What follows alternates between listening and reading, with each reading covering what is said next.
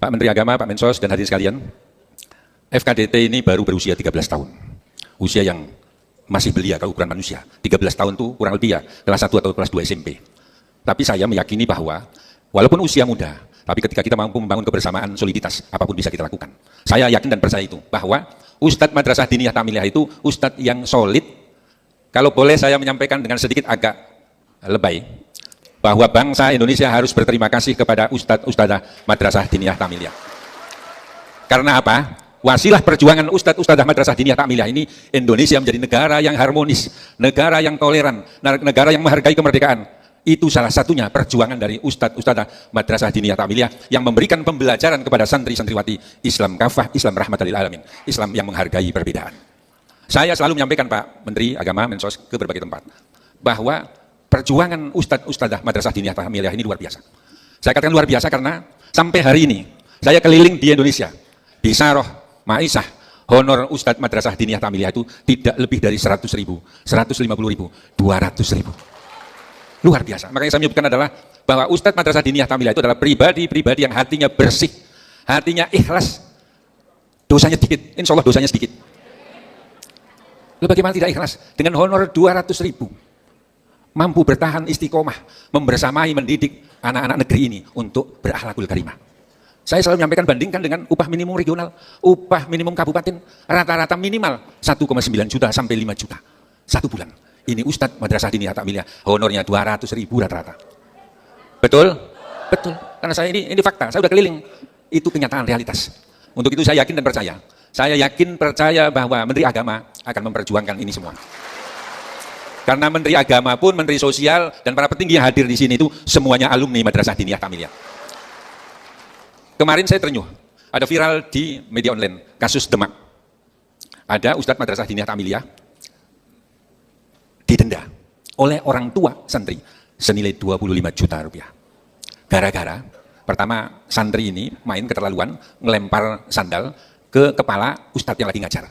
Anak itu dipanggil, dan ya pipinya mungkin dilus-lus, tapi nyampe ke rumahnya ditampar, orang tuanya tidak terima, gugat, melaporkan ke kepolisian, minta damai 25 juta. Belum lama, ini di kota santri Demak. Ini luar biasa terenyuh. Itulah, saya selalu menyampaikan bahwa perjuangan Ustadz Madrasah Diniyah Tamiliyah itu semakin sulit di era saat sekarang. Dulu ketika saya jadi santri, Pak Menteri Agama jadi santri, itu tidak ada yang nakal. Semua takut kepada Ustadz. Kalau nggak masuk pasti takut, bersembunyi di rumah. Tapi hari ini, anak-anak tidak masuk sekolah, anak tidak masuk madrasah, berani bermain di depan madrasahnya. Seperti ngece, ngeledek kepada ustadz-ustadznya. Dulu kita bersalah, dihukum sahabat penggaris, dihukum di depan kelas, itu biasa. Orang tua tidak ada yang protes. Tapi hari ini, ada anak dihukum karena kesalahannya, orang tuanya protes, orang tuanya bisa melaporkan. Ini kondisi real di lapangan, Pak Menteri Agama. Betapa berat Ustadz-Ustadzah Madrasah Diniyah Tamiliyah dalam memberikan pembelajaran, pengajaran kepada anak-anak. Sudah berat, tapi supportnya dari pemerintah masih terbatas. Masyarakat kesadarannya juga masih terbatas.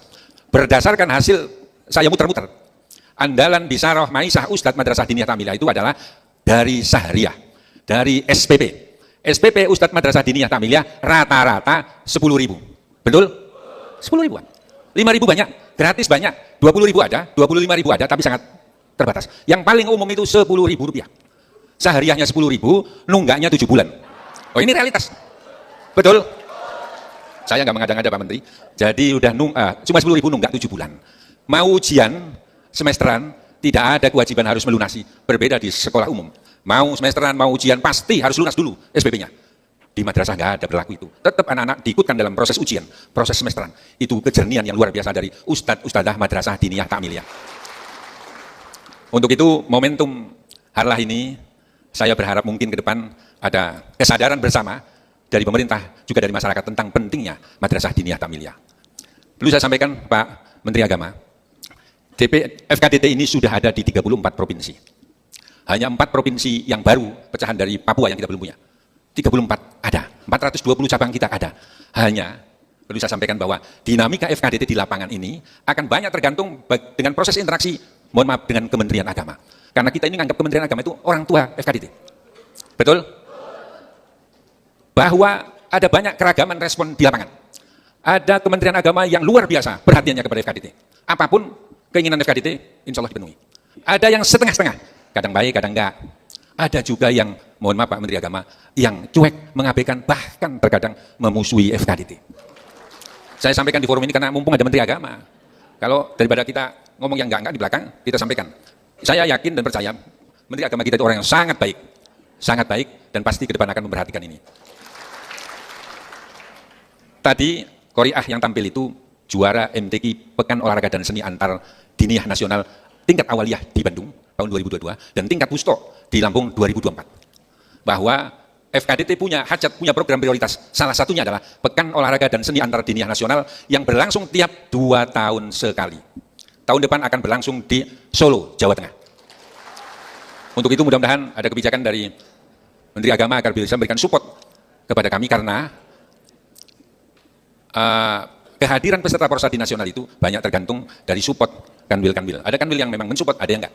Mudah-mudahan ke depan ini bisa diagendakan jadi bagian integral dari kegiatan Kementerian Agama sehingga teman-teman di lapangan itu menjadi semakin bersemangat dalam mendidik putra-putri santri-santri Madrasah Diniyah Tamiliyah. Selanjutnya ini penting saya sampaikan, khususnya bagi guru saya, sahabat saya, Menteri Sosial. Saya sering membersamai ngawal beliau kalau keliling. Jadi paham bahwa ada parameter miskin dan miskin ekstrim. Saya menyampaikan apa adanya di forum ini. Bahwa kalau ukuran miskin dan miskin ekstrim itu adalah mereka yang berpenghasilan di bawah 500.000. Sesungguhnya Ustadz Madrasah Diniyah Tamiliyah mayoritas berpenghasilan di bawah 500.000. Maka ke depan sudah saatnya dipikirkan agar Ustadz Madrasah Diniyah Tamiliyah juga kena sasaran dari Kemensos. Kalau tidak bantuan tunai, ya minimal bantuan sembako lah. Karena ini real, saya nggak mengada-ngada Pak. Dan ini juga ada Ketua Basnas. Saya pernah menyampaikan apa adanya ke beliau. Bahwa kalau terminologi 8 asnaf penerima zakat, 6 itu melekat di Ustadz Madrasah Diniyah Tamiliyah. Hanya mu'alaf dan hamba sahaya yang enggak. Fakir, miskin, horim, ibnu sabil, sabilillah. Ada Pak. Ya tentu paling banyak horim karena tukang utang semua. Jadi saya mohon ke depan Pak Genur ini bisa dipikirkan Ustadz Madrasah Diniyah Tamiliyah insentifnya maupun hal-hal lain karena ini urgen untuk menyemangati perjuangan Ustadz Madrasah Diniyah Tamiliyah. Kenapa juga kita undang Kapolri? Tidak sekedar karena saya dekat dengan Gus Gutfan, Ketua Dewan Penasihat, enggak. Karena juga kita punya misi besar. Saya berharap ke depan FKDT ini di bawah, di level bawah bisa menjadi Dai Kamtibmas. Karena real Pak, mereka ini adalah ustadz-ustadz yang punya binaan yang jelas. Binaan yang jelas sehingga insya Allah memudahkan untuk menjadikan lingkungan masing-masing baik. Dan saya sampaikan ke Wakabah Intel bahwa Ustadz Madrasah Diniyah Tamiliyah ini udah tamat kalau bicara cinta tanah air. Semuanya cinta tanah air. Semuanya memberikan pembelajaran Islam rahmatan lil alamin, selalu memberikan pengajaran pendidikan karakter, dan insya Allah udah selesai. Kalau ke depan Polri bekerja sama dengan FKDT itu sudah sangat tepat. Sekali lagi saya terima kasih kepada Pak Menteri yang rawuh, dan terakhir saya berdasarkan aspirasi dari bawah. Saya berharap juga ada perjuangan bersama terkait dengan sekarang di berbagai daerah diberlakukan full day school, sekolah 5 hari, sekolah SD sampai sore, sampai jam 3 bahkan ada yang sampai jam 4. Kalau full day school ini diberlakukan, maka akan memberangus keberadaan Madrasah Diniyah Tamiliyah juga TPQ.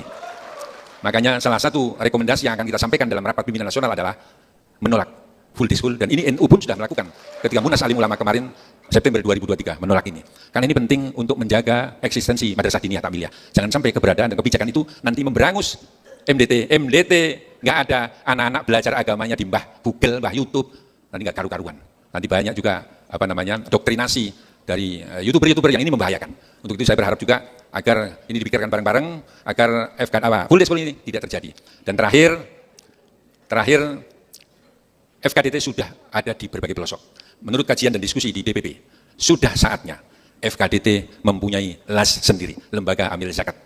Kita di Rapimnas sudah akan mendirikan Lazisdin, Lembaga Amil Zakat, Infak dan Sodakoh Diniyah, agar juga ke depan ini mengurangi beban dan ketergantungan Kementerian Agama, FKDT kepada Kementerian Agama maupun FKDT kepada Basnas dan pemerintah. Tentu ini Lazisdin ini harus disupport, direkomendasi oleh Basnas, dan nanti secara de jure diberikan kekuatan hukum oleh Kementerian Agama.